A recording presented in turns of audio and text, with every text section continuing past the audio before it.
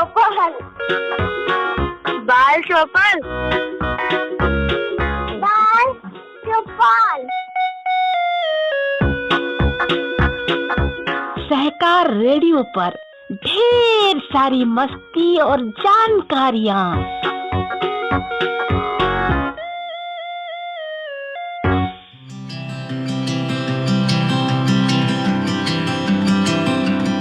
Hello बच्चों, सहकार radio के कार्यक्रम बाल चौपाल में मैं आज आपके साथ हूँ, आपकी गीता दीदी। कैसे हैं आप लोग? बच्चों, मुझे तो पूरी उम्मीद है आप लोग एकदम फर्स्ट क्लास होंगे। ठंड धीरे धीरे बढ़ रही है, अपना ख्याल रखिएगा। आज मैं आप लोगों को एक बहुत ही मजेदार कहानी सुनाऊंगी। ये कहानी एक बंगाली लोक कथा है। इस कहानी का नाम है बुढ़िया और कद्दू, जिसे हमने लिया है वेबसाइट epustakalay.com से।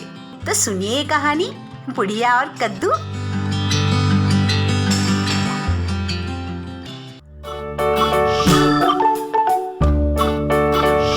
एक बूढ़ी औरत अपने दो कुत्तों लालू और भालू के साथ रहती थी। उसकी इकलौती बेटी दूर के एक गांव में रहती थी। एक दिन उसने अपने कुत्तों से कहा, देखो, मैं अपनी बेटी के घर जा रही हूँ। जब तक मैं वापस ना आऊँ तब तक यहीं पर रहना। फिर उसने अपना बैग पैक किया और सफर के लिए निकली। वो जंगल में अभी ज्यादा दूर नहीं गई थी जब उसे एक लोमड़ी मिली। बुढ़िया, बुढ़िया, मैं तुम्हें खाना चाहती हूँ। लोमड़ी उस पर गुर्राई। अरे लोमड़ी, एक सिकुड़ी पतली बुढ़िया को खाकर तुम्हें क्या मिलेगा? जब मैं अपनी बेटी के यहाँ से वापस लौटूंगी तब तक अच्छी तरह से मोटी हो जाऊंगी। बुढ़िया, बुढ़िया, जब तुम लौटोगी तब मैं तुम्हें खाऊंगी, लोमड़ी ने कहा। बुढ़िया ने अपना सफर जारी रखा। कुछ देर बाद उसे एक बाघ मिला। अरे ओ बुढ़िया, बुढ़िया, मैं तुम्हें खाना चाहता हूँ। अरे बाघ, एक सिकुड़ी पतली बुढ़िया को खाकर तुम्हें क्या मिलेगा? जब मैं अपनी बेटी के यहाँ से वापस लौटूंगी तब अच्छी तरह से मोटी हो जाऊंगी। अरे बुढ़िया, बुढ़िया, तब जब तू लौटेगी तब मैं तुझे खाऊंगा। कुछ देर बाद बूढ़ी औरत को एक शेर मिला। हे बुढ़िया, मैं तुझे खाना चाहता हूँ।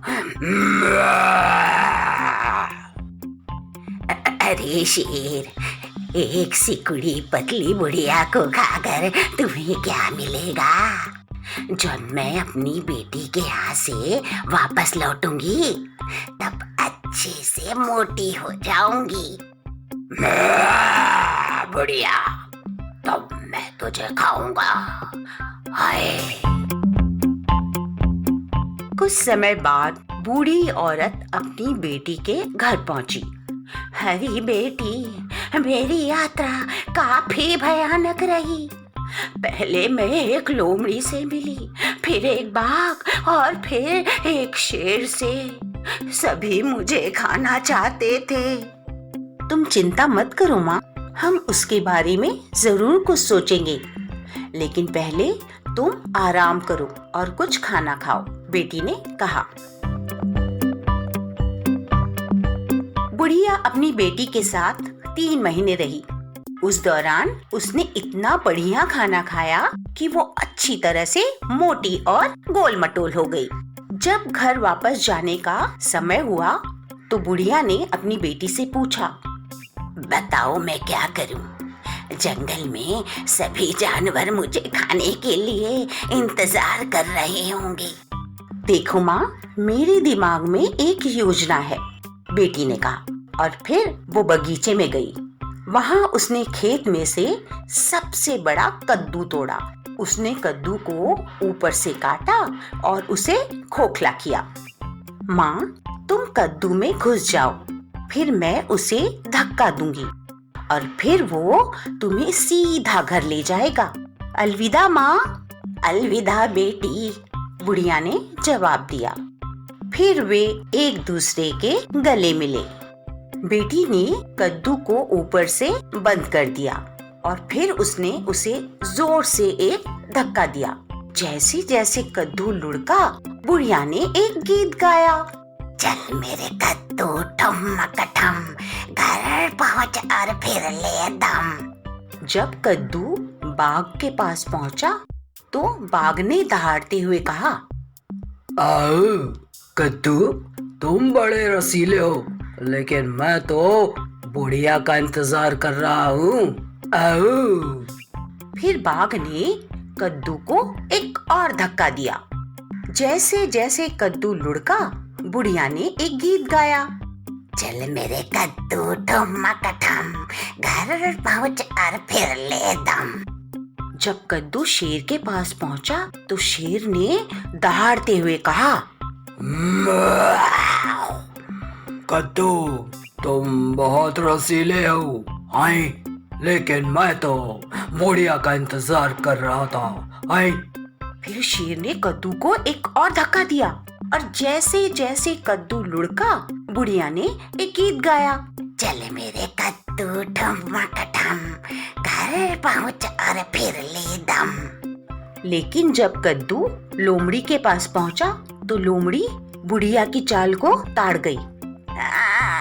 कद्दू, तुम बड़े रसीले हो, लेकिन मुझे पता है कि तुम्हारे अंदर बुढ़िया छुपी हुई है।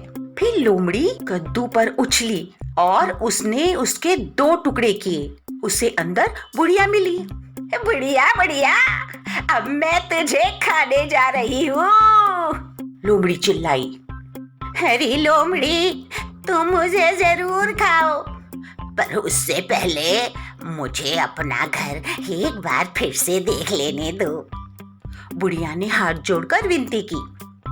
बुढ़िया बुढ़िया, मैं तुझे जरूर देखने दूंगी, लोमड़ी ने कहा।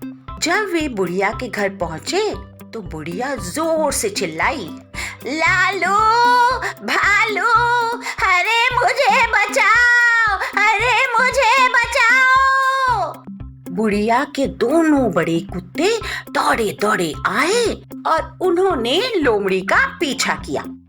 लोमड़ी जंगल में तेजी से भागी और फिर कभी दिखाई नहीं दी। जब अंत में लोमड़ी रुकी तो उसने कहा, बुढ़िया बुढ़िया, तुम मुझसे ज्यादा चालाक निकली।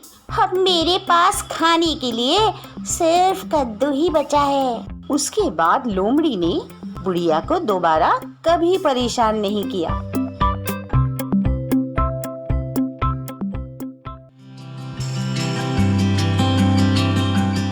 तो बच्चों, ये कहानी थी बुढ़िया और कद्दू। आप सुन रहे थे सहकार रेडियो का कार्यक्रम बाल चौपाल। आपको ये कहानी कैसी लगी? कमेंट बॉक्स में लिखकर हमें जरूर बताइएगा। अगर आप ये कार्यक्रम पहली बार सुन रहे हैं और हमसे जुड़ना चाहते हैं तो व्हाट्सएप ग्रुप से जुड़ने के लिए 9617226783 पर अपना नाम और जिला लिखकर भेजें। अधिक जानकारी के लिए हमारी वेबसाइट सहकाररेडियो.com देखें। तो आज के लिए बस इतना ही। ऐसे ही किसी और प्यारी सी कहानी के साथ फिर मिलूंगी। तब तक के लिए दीजिए अनुमति मुझे, यानी अपनी गीता दीदी को। बाय बाय बच्चों।